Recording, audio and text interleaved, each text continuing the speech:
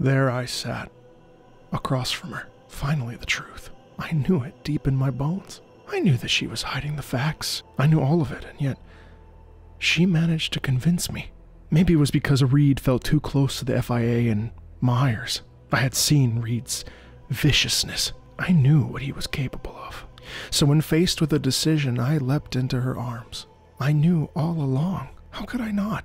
She kept avoiding my prodding questions. She kept over-promising and yet always managed to under-deliver. She probably thought she played her cards close to her chest. But it was obvious. There was only one cure. Not only that, but she looked terrible. I had done so much heavy lifting for her. So much life had been lost and taken for her. And in the end, I gave her up. I didn't save her at all. I left her to a future of experiments, of mental torture, of squandered potential. She would never be free because of me. And despite her obvious betrayal, I felt so empty at the lose-lose I was faced with. Sure, I could have killed Reed and put her on that ship, but what guarantee did I have that she'd even survive the trip? For a moment, I thought I too could be free. Liberty is truly a phantom, visible and invisible, all at the same time. It's been a long time where I was left absolutely speechless from a video game experience. In fact, the last time it happened must have been at the end of Red Dead Redemption 2.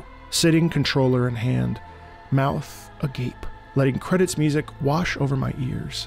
The experience of the last X amount of hours replaying in my mind's eye. My eyes glossed over, as if I was somewhere else, despite never leaving my home. It's not like I hadn't been moved by the final 3 pieces of Cyberpunk 2077's DLC prior to playing on a whim over a week off, and I finally decided to say, screw it, let me finally experience this. After all, it's been critically acclaimed and seems interesting, and there I sat, empty. And the thing is, this experience kicks in as soon as you get the text message to meet with Songbird herself.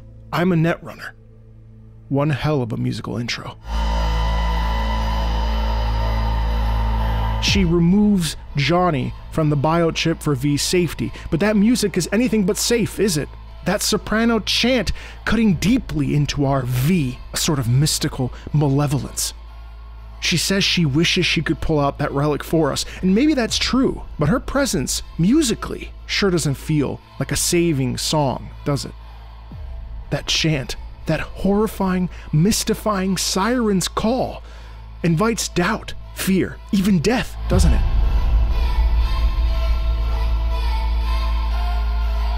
This feeling of doubt and dread, it continues throughout the experience of this DLC too. Even in Bravo Foxtrot Golf, or BFG for you Doom fans. Despite that rigorous and fast rhythm, it is an oppressive force, a mechanical beast, seeking us out while fighting that chimera. This entire soundtrack masterfully gives way to a massive feeling of pressure. You know time is running out. You know the vibe here is time is of the essence. Reed's not the only one I've betrayed. Neuromatrix V can only be used once. It'll then execute my commands and disintegrate irrevocably. I think I'm gonna die soon. The regret wasn't honest with you. You could have told the truth. Would have helped you anyway. Our V responds. Johnny then says Bird took everyone for a ride. Myers, Hansen, Reed, and you. V back to square one. Needing to find a way out of this right predicament he finds himself in. The music of Never Looking Back vibrating, letting us, as players know, we're screwed. That chant pierces our spirits and our souls. The pain of loss, of chance, of possibility, of freedom, of opportunity, of hope. It's an oppressive reminder that this world we're playing in is bleak, vast in its emptiness, vast in its desire to see you crushed beneath the weight of that city. This moment was the moment I recognized the true depth of the game. The love and the passion poured into rectifying it from the state it released in. Never Looking Back is one of my most played songs of the year, and it came out just 3 months before filming this. My heart aches for the life I sent So Me to. Reed approached me, face to face. I could have killed him for her. I could have vowed to follow through for her, to save her of her pain, to give her what my V couldn't have. But I didn't. I sold her out for V. I handed her over. The song, Test of Loyalty, aptly named. After Never Looking Back, we smoothly transition into this moment of confrontation with Reed, The entire first minute of this song, open chorded sopranos, no instrumental music underneath, just open space to think, to feel, this primal, almost animalistic vocal quality in the open vowels of the chords. Then we make our choice. The pulsating rhythm erupts in the background. What will we do? What can we do? We suddenly have life-altering power. Do we save her? Do we free her? Do we save ourselves? Do we kill Reed for So Me?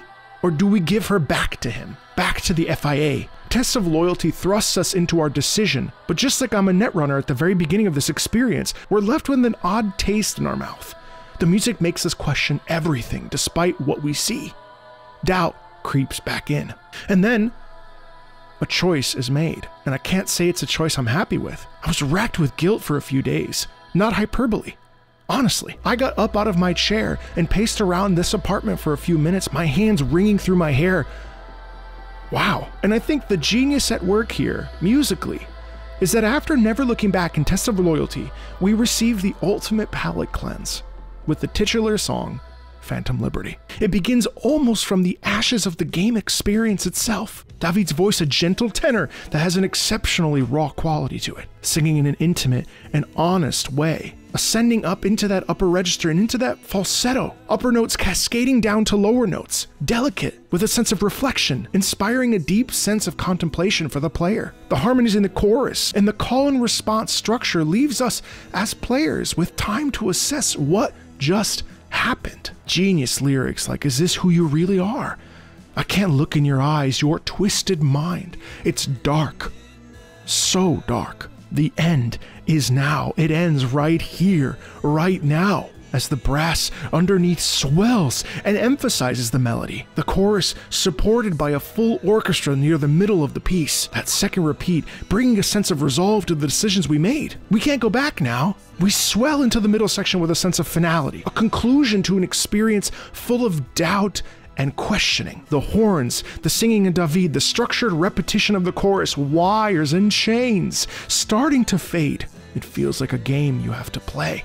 And then it ends with a true period like that at the end of a sentence. Who are you now? The curtain falls, left in the fallout of our decisions, the fallout of my decision. Night City inviting us to come back to its dingy, humid, uninviting neon lights and busy streets. The thing is, music is everything when it comes to the experience of a shocking, painful, and ruthless story, especially one like this.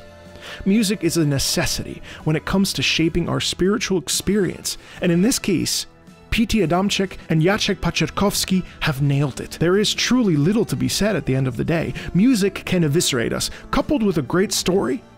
Video games, the modern opera of our times. Music and drama syncing together, leaving us breathless and sitting in our chairs, slack-jawed, unsure of what to do next. For the time being, I won't be finishing Cyberpunk 2077 anytime soon. For the moment, it is peacefully uninstalled from my Steam library, where I'll eventually come back to it when I'm in the right state of mind to play it. It's hard to experience a world like the one CD Projekt Red have created. So bleak, so real. I'd much rather step back into Velen with my friend Geralt of Rivia, to be in a foreign land where I can help its denizens. Only in that world, maybe my choices won't leave me quite so guilt-stricken. But I know Johnny's waiting for me. I know the deal I made with Reed. And in the end, I get the feeling that maybe V will come out the other side, that there might be a happy ending, as naive as that sounds. But for now, I sit here knowing I made quite possibly one of the most difficult choices in a video game. Or maybe it was the music that made me feel that way. The music that made it feel so real. The music that spoke to my soul and spirit and transcended the polygons,